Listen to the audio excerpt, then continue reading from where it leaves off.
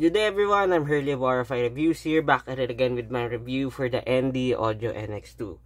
But before I proceed, I'd like to thank ND Audio for sending this unit to me in an exchange for a very honest and transparent review. Rest assured na all of my reviews are honest and transparent to the core, and I am doing my best na maging as objective as I can be, despite this hobby na very subjective, okay? So, this is a very long due review. Probably dahil na rin sa backlog since sa schedule ko ng pagre-review. Kasi I do my reviews most of the time, one at a time. Yeah. So, here is the ND Audio NX2. Si ND Audio NX2 retails for around under $10, I believe. At most, under $5 based dun sa price na nakikita ko sa AliExpress nila when I checked recently. So sa Philippine money namin, it is around 300 pesos tops or under, give or take. So here's the box of the ND Audio NX2. Nothing too fancy, it's just basic box. I mean, it is to be expected din sa price range. And here's the cable. Yes, personally this did not fit me well dahil dun sa stubborn niya na ear hooks.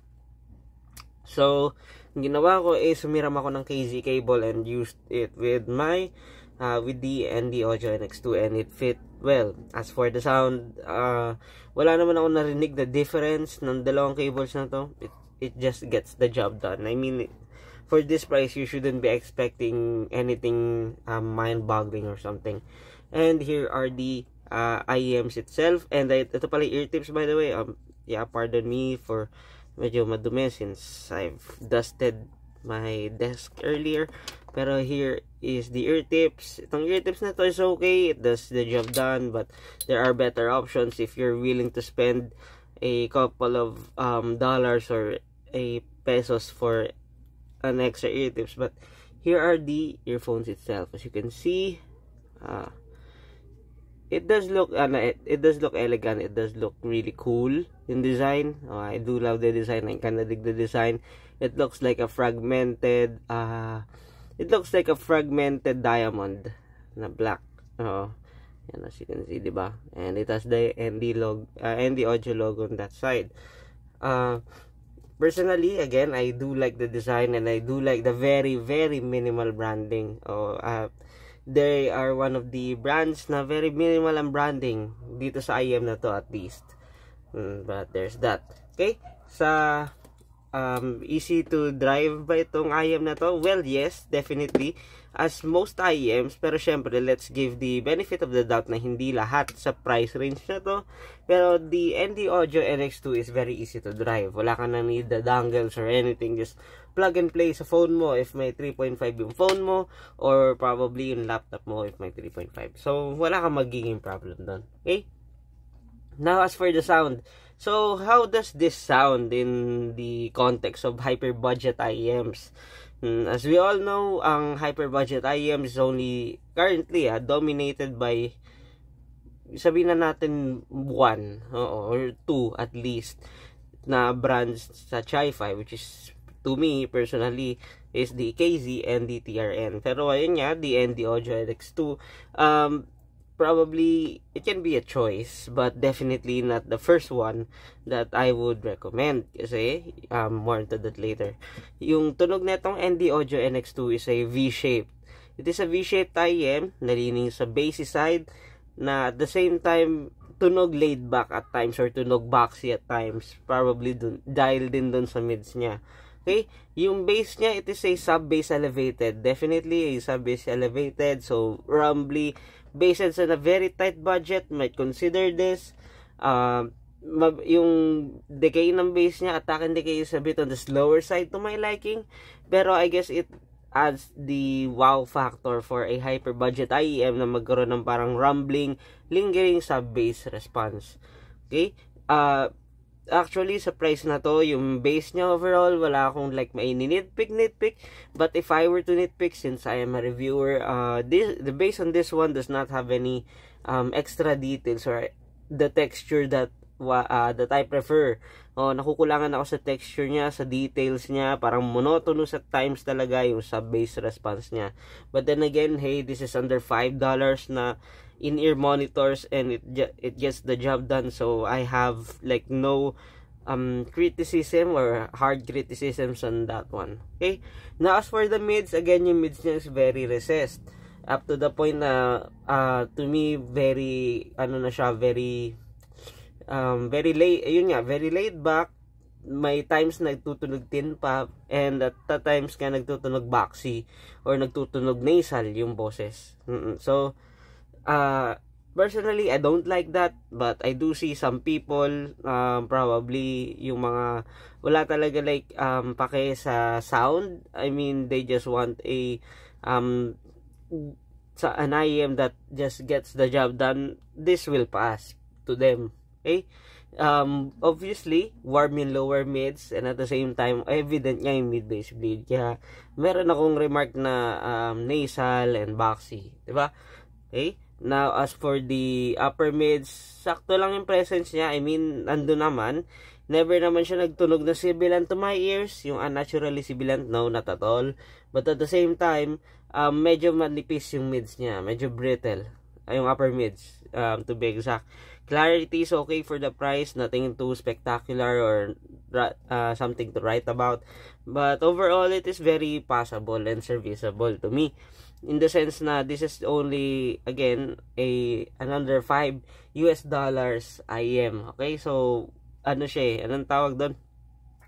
Let's say na this is better sounding than those dollar store earphones that you see sa mga boutique shops or something. But ayun nga, ayun yung remarks ko. So, okay, napunta tayo sa treble. Yung treble is elevated. It is slightly bright, but not bright na piercing, but at the same time, hindi rin siya kasing elevated ng upper, ng bass. Hindi siya kasing elevated nun, pero elevated pa rin siya, making it a V-shaped sounding set. Okay? Yung extension niya is okay for this price. Yung cymbal crashes niya is sakto lang din for this price. The detail retrieval is also sakto lang for this price. Again, nothing to write home about or to stand out in my opinion based na din sa mga na-review ko. Okay? Ganun din sa technical performance. Yung technical performance nito, it is about the same sa qualities. Walang something new or something noteworthy na may papublish or may isusulat ako. And what do you call this? It is your usual your technical performance sa price na to, yung wider than deep soundstage. May times nagkakaroon ng congestion or hiccups sa very busy tracks, and yung imaging is good enough for games, for competitive play. Yes, it is good enough. Yun, parang ganun. It is your usual. Okay, saan to maganda i-compare? Well, there are only, sabihin na natin, two IEMs na parehong KZ pa. Yung may ko-compare ko dito sa ND Audio NX2, which is the KZ EDC Pro, which is a definitely more balanced, warmer, thicker, lusher, more controlled take compared sa ND Audio NX2. Mas versatile yon sa kahit anong genres, pero wala siya nung sub-bass presence na binibigay nitong ND Audio NX2. But the EDC Pro makes up for it by having it very substantially detailed for its price. Do take note na under $10 yun si EDC Pro, while itong si NX2 is under $5.